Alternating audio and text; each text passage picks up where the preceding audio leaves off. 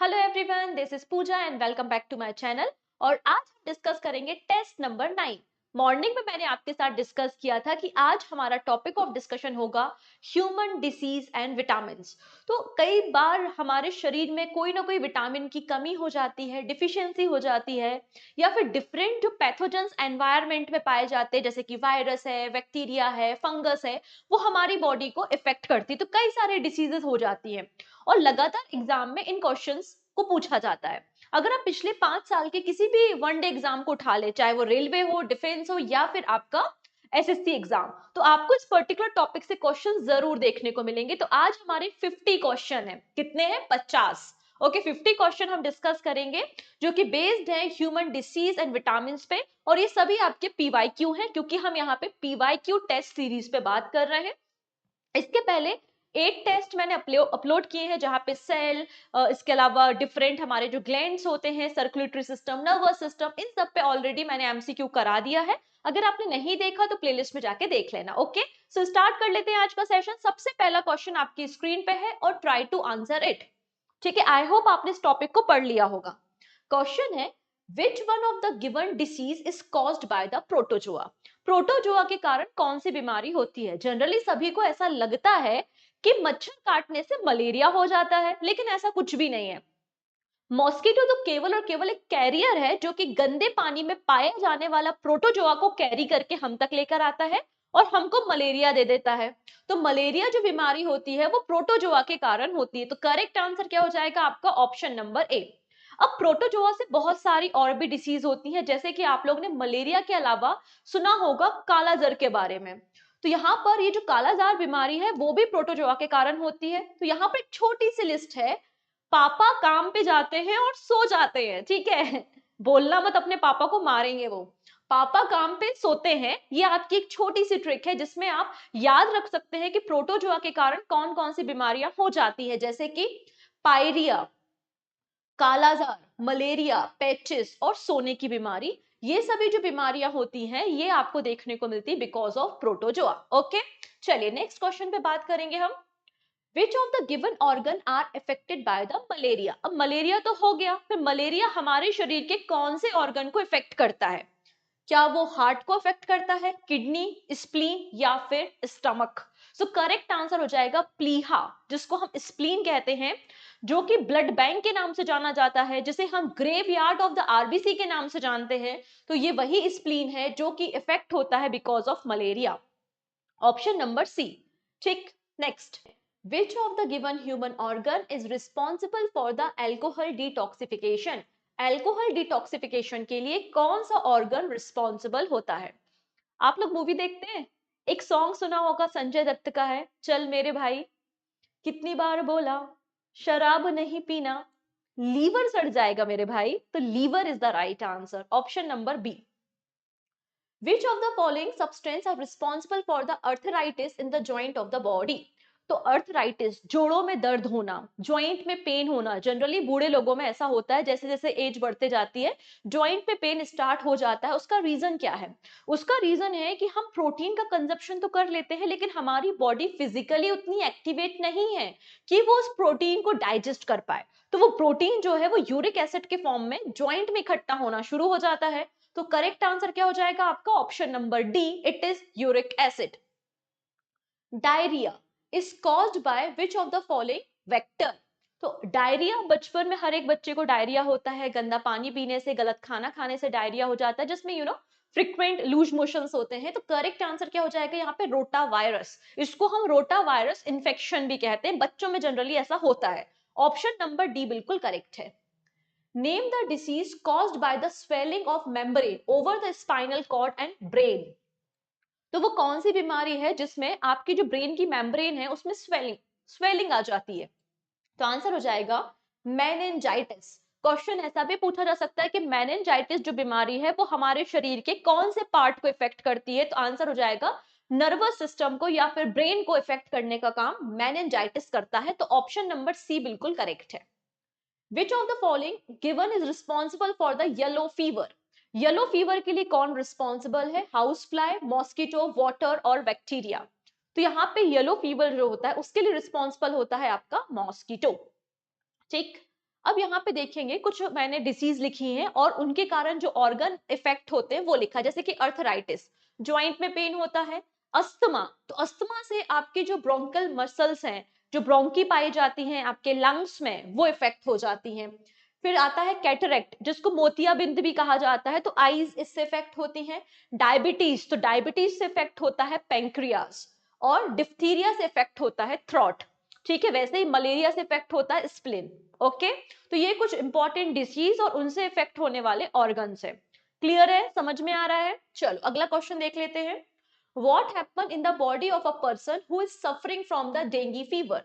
तो ये डेंगू या डेंगू फीवर जो होता है उससे कौन सा बॉडी पार्ट सफर करता है?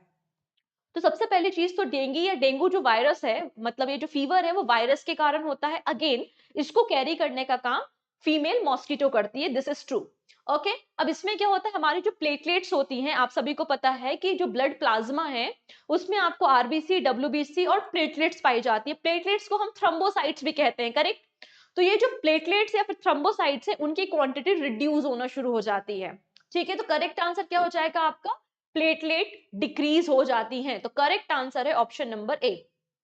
यहाँ पर कुछ बीमारियां हैं जो कि वायरस के कारण होती है, जैसे कि हेपेटाइटिस बी, एचआईवी वायरस जिसको एड्स बोला जाता है, Meselson, rubella, rabies, small pox, chicken pox and polio. ठीक है, ये सारी बीमारियां, आज तो 24 अक्टूबर है और आज वर्ल्ड पोलियो डे भी है। ओके, तो ये सभी बीमारियां जो होती हैं वो वायरस के वजह से होती है। Okay, next, Which of the given disease caused due to the deficiency of iodine? अगर आयोडीन की कमी हो जाए तो क्या होता है? तो देखेंगे, जब विटामिन ए की कमी होती है तो नाइट ब्लाइंडनेस हो जाती है, जिसको हम रतौंधी कहते हैं। जब विटामिन डी की कमी होती है तो रिकेट्स हो जाता है, जिससे हड्डियां कमजोर हो जाती हैं। और अगर आयोडीन की कमी हो जाती है तो ग्वाइटर या घेंगा रोग हो जाता है। तो करेक्ट आंसर क्या हो जाएगा आपका? ऑप्शन नंबर सी बिल्कुल करेक्ट है। Which of the following is responsible for the itai itai disease? तो इनमें से कौन सा ऐसा मिनरल है जो इटाई इटाई डिसीज के लिए रिस्पॉन्सिबल है? तो कैडमियम धातु जो है उसके कारण इटाई इटाई रोग होता है। वहीं मरकरी या फिर पारा के कारण मिनी माता डिसीज होती है। ठीक है, तो दोनों याद रखना, itai itai because of cadmium and mini माता बिकॉज ऑफ मरकरी या फिर पारा, जिसको हम Hg से डिनोट करते हैं। ओके, नेक्स्ट, फर्दर डिस्कशन करने से पहले ये मेरा इंस्टा आईडी है, आप इसको फॉलो कर सकते हैं, जहां पे आपको न्यूज अपडेट और क्वेश्चंस वगैरह देखने को मिल जाएंगे। इसके अलावा ये एसएससी जनरल अवेयरनेस का पीवाईक्यू ई बुक है, जिसमें पिछले 5 साल में एसएससी के अलग अलग एग्जाम, जैसे कि जेई, सीपीओ, जो भी क्वेश्चंस पूछे गए हैं वो सारे क्वेश्चन आपको टॉपिक वाइज यहाँ पर मिल जाएंगे, history, polity, geography, computer, static. तो आप इसको डाउनलोड कर सकते हैं, प्रिंट भी कर सकते हैं। ठीक है, अवेलेबल कहाँ है? पूजा जैन क्लासेस एप्लीकेशन पे। Done. Next, for which of the given BMD test are performed? BMD test जो है वो क्यों परफॉर्म किया जाता है? ठीक है, इसमें आपको बोन मिनरल डेंसिटी को चेक किया जा रहा है कि आपकी जो बोन्स है वो कैसी है, डेंस है या पोरस है। तो इसको हम चेक करते हैं, इसका रीजन क्या होता है? ऑस्टियोपोरोसिस। अभी ऑस्टियोपोरोसिस क्या होता है वो भी मैं आपको बताती हूँ। नॉर्मली हमारी बोन्स ऐसी होती हैं और जब ये बहुत पोरस हो जाए, कमजोर हो जाए, तो ये आपकी ऑस्टियोपोरोसिस होती है। जनरली फीमेल्स में बीमारी पाई जाती है, ठीक है, एक एज के बाद। In medical term golden hour is related to the which of the given option?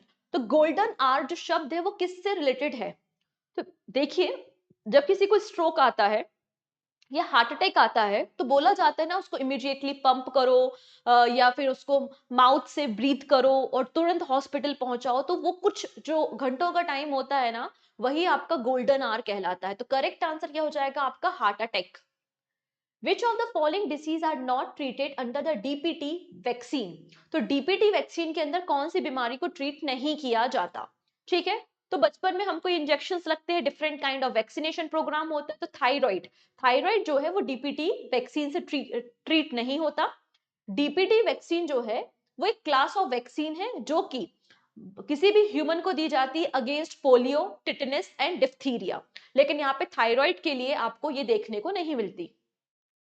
Next है scurvy disease, deficiency of which vitamin cause scurvy disease? तो देखिए, जो विटामिन होते हैं उनके साइंटिफिक नेम आपको याद करने होते हैं, और जो भी विटामिन है उनके कारण कौन कौन सी डिसीज होती है, हर बार एग्जाम में आता ही है एक ना एक क्वेश्चन। तो इस वाले चैप्टर को बिल्कुल भी छोड़ के नहीं जाना है, आपको डिटेल में पढ़ के जाना है कि कौन से विटामिन होते हैं जो फैट सॉल्युबल होते हैं, कौन से विटामिन होते हैं जो वाटर सॉल्युबल होते हैं, वो कौन से विटामिन होते हैं जो कि वाटर आपके बॉडी में सिंथेसिस होते हैं, बॉडी में बन जाते हैं, वो सारी चीजें आपको पता होनी चाहिए। यहाँ पे बात हो रही है स्कर्वी के बारे में, तो विटामिन सी की कमी से स्कर्वी नाम का रोग हो जाता है। ठीक है, आप देख सकते हैं ये है फंक, इनका नाम क्या है, बायोकेमिस्ट है जिनका नाम है फंक, और इन्होंने ही पहली बार विटामिन शब्द को कॉइन किया था 1912 में। ठीक है, अब इसके अलावा अगर हम बात करें तो विटामिन कई प्रकार के होते हैं, कुछ फैट सॉल्युबल होते हैं और कुछ आपके वाटर सॉल्युबल होते हैं। तो यहाँ पे दो विटामिन याद रखना है, vitamin B and vitamin C. ये दोनों जो विटामिन होते हैं ये वाटर सॉल्युबल होते हैं, पानी में घुलनशील होते हैं, पानी में घुल जाते हैं, चाहे वो B1 हो, B2 हो या फिर आपका B12 हो, ये सभी के सभी जो है वो वाटर सॉल्युबल है। इसके अलावा जो भी बच गए, मतलब क्या क्या बच गया, आपका ए बच गया, इसके अलावा डी है, ई है, के है, ये सभी जो विटामिन होते हैं ये फैट सॉल्युबल होते हैं, मतलब फैट में घुलनशील होते हैं, इस बात को याद रखना। अब यहाँ पे क्या बोला है कि विटामिन डी और विटामिन के, दो ऐसे विटामिन से जो हमारी बॉडी में सिंथेसिस हो सकते हैं, बन सकते हैं। हम बोलते हैं ना कि सूरज की रोशनी में विटामिन डी होता है, ऐसा नहीं होता। सूरज की रोशनी जो होती है उसमें यूवी रेज होती हैं, जब वो यूवी रेज हमारी बॉडी में पड़ती हैं तो हमारे शरीर में बनता है विटामिन डी। वैसे ही अगर हम बात करते हैं, हमारा जो कोलन है, ठीक है, लार्ज इंटेस्टाइन में आप देखेंगे एक बैक्टीरिया पाया जाता है कोलन में, और वहां पर सिंथेसिस होता है आपका विटामिन के। क्लियर है, तो विटामिन डी और विटामिन के हमारे शरीर में बन सकता है। Which one of the following is used in the treatment of the blood cancer? Blood cancer के लिए इनमें से कौन सा आइसोटोप हम यूज करेंगे? तो आप लोगों ने एक आइसोटोप सुना होगा जिसका नाम क्या है, कोबाल्ट 60। तो कोबाल्ट 60 का इस्तेमाल किया जाता है ब्लड कैंसर के ट्रीटमेंट में। ये सभी पीवाईक्यू हैं, ऑलरेडी एग्जाम में पूछे गए हैं, हम बस रिवाइज कर रहे हैं जिससे क्वेश्चन रिपीट हो तो आप आंसर कर पाओ। ठीक है, नेक्स्ट, विटामिन की डिस्कवरी किसने की थी, तो फंक ने की थी, इजी क्वेश्चन है। चल, where is the vitamin stored in the body? अब विटामिन हमने कंज्यूम किया, कोई भी विटामिन खाया, ठीक है, तो वो कहां पर स्टोर होता है, तो इसके लिए होती है लेबोरेटरी ऑफ ह्यूमन बॉडी। और लेबोरेटरी ऑफ ह्यूमन बॉडी किसे कहा जाता है, तो करेक्ट आंसर इज हमारा लीवर, ऑप्शन बी। ठीक है, जैसे कि मैंने कहा कि विटामिन को दो कैटेगरी में डिवाइड किया है, water soluble and fat soluble. जो पानी में घुलनशील होते हैं वो बी एंड सी होते हैं, इसके अलावा ए डी ई एन के जो फैट में घुलनशील या फिर बसा में घुलनशील होते हैं। Okay, next, which type of cells increase leukaemia? अब ल्यूकेमिया आपने शब्द सुना होगा, ल्यूकेमिया बेसिकली क्या है, आपका ब्लड कैंसर है। और जब हमारे शरीर में व्हाइट ब्लड सेल की क्वांटिटी बढ़ जाती है तब आपको ल्यूकेमिया देखने को मिलेगा। ठीक है, done. Next, which vitamin is obtain from the sun ray? Sun रे से हम कौन से विटामिन को ऑब्जर्व कर सकते हैं, सिंथेसिस कर सकते हैं, तो आंसर हो जाएगा vitamin D, option number D बिल्कुल करेक्ट है। What species cause thyroid fever? अब थायराइड फीवर जो होता है वो किसके कारण होता है, तो थायराइड फीवर जो होता है वो बैक्टीरिया के कारण होने वाली बीमारी है, option number B. Next, the immunization technique was develop by whom? हम डिफरेंट काइंड ऑफ वैक्सीनेशन के बारे में बात करते हैं, जब बच्चे का जन्म होता है तब से ही वैक्सीनेशन लगना स्टार्ट हो जाती हैं, और हमारे देश में भी यूनिवर्सल इम्यूनाइजेशन प्रोग्राम रन होता है।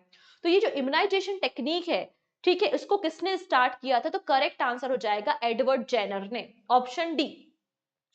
माल functioning of which one of the following cause diabetes? तो डायबिटीज कब होती है, जब पेंक्रियाज प्रॉपरली काम नहीं कर पाता, क्योंकि पेंक्रियाज से ही तो जनरेट होता है इंसुलिन, और इंसुलिन ही है जो हमारे ब्लड में ब्लड शुगर लेवल को मेंटेन या रेगुलेट करता है। सो करेक्ट आंसर हो जाएगा option number B.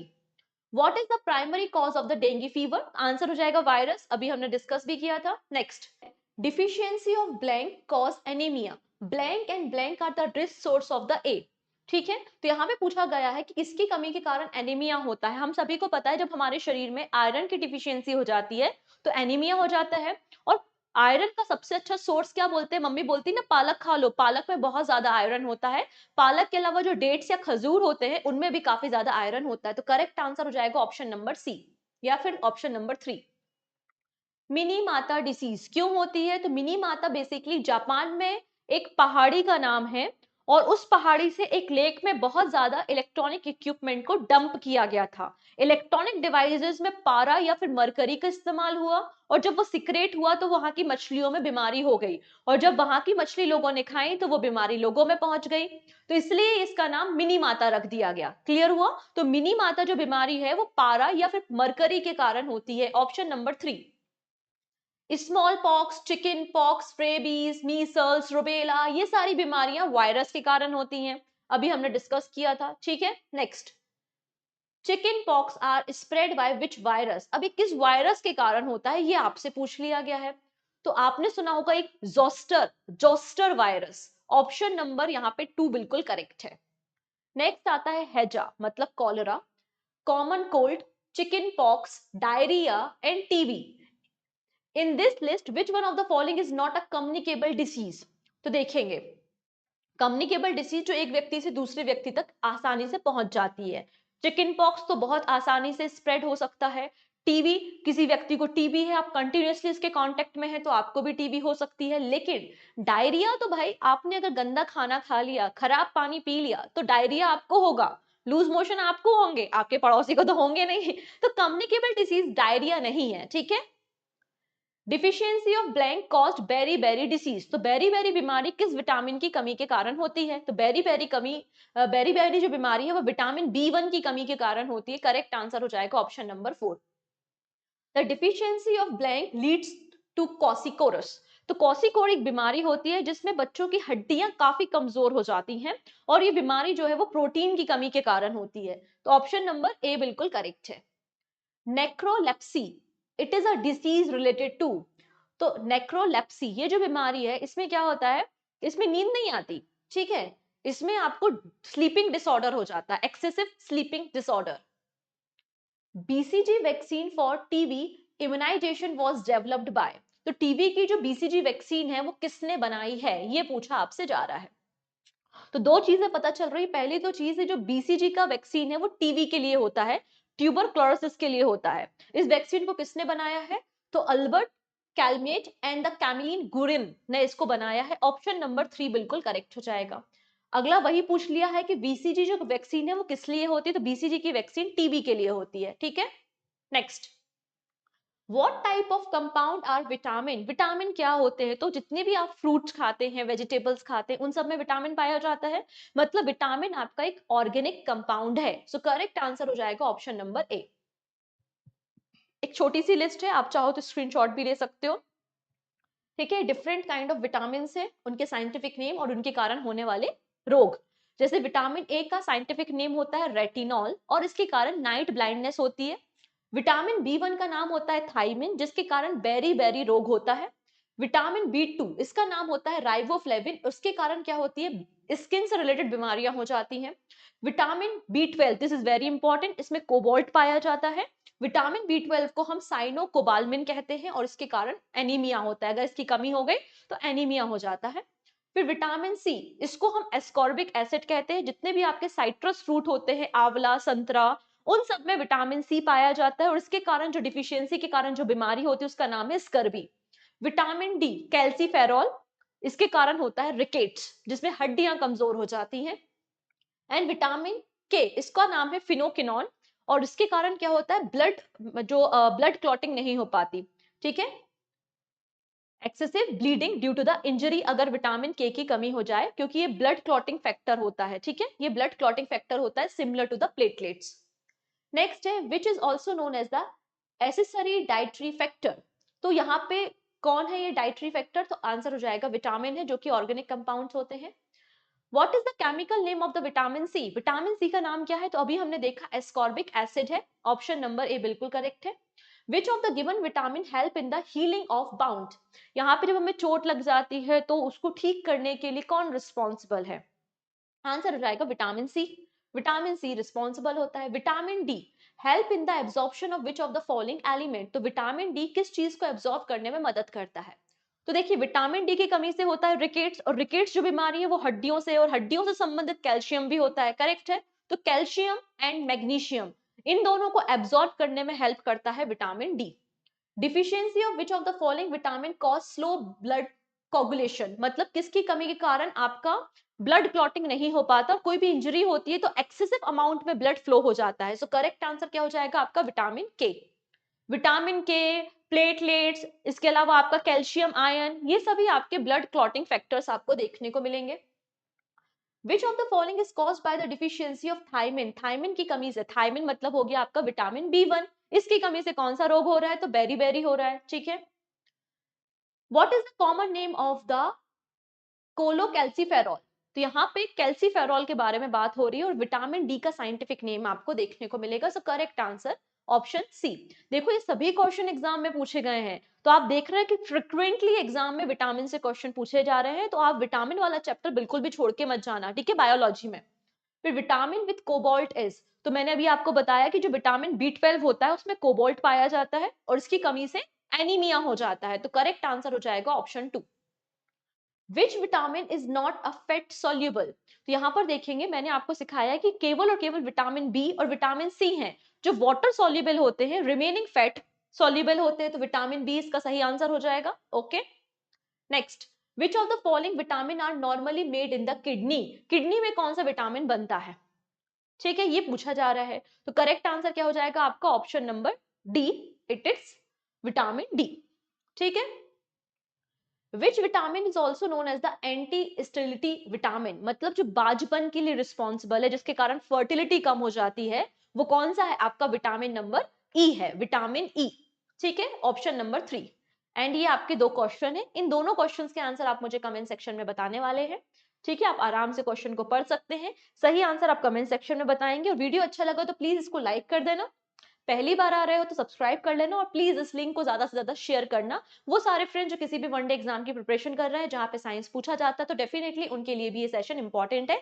In session से आपको एक आइडिया हो जाएगा कि पिछले 5 सालों में कैसे क्वेश्चन इस पर्टिकुलर टॉपिक से पूछे गए हैं, तो आपको समझ हो जाएगी कि किसी टॉपिक को हमें किस लेवल तक जाके पढ़ना है, मतलब कितना डीप में जाके पढ़ना है, तो इससे आपको ये समझ आ जाएगी। ओके, सो मिलते हैं नेक्स्ट वीडियो में। Take care and bye bye.